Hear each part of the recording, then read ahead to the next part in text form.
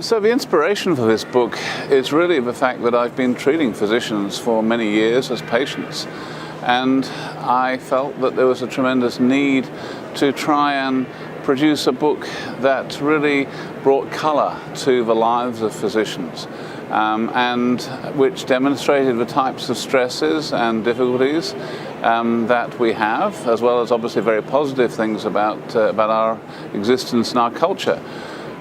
There is, however, a major problem with the medical culture on the whole, and it tends to encourage people to not look after themselves.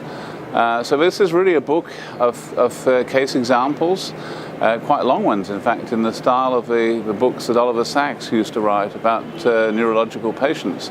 So quite long cases that are really filled out, that describe the lives of physicians and how sometimes, unfortunately, these lives can go wrong.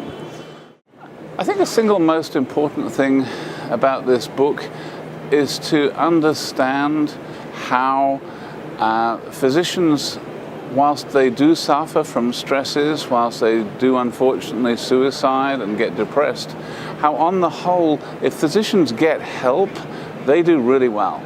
And physicians as patients, in fact, can be really well treated. They generally have a good prognosis. The counter side of it, unfortunately, is that it's often very difficult to get physicians as patients to accept treatment.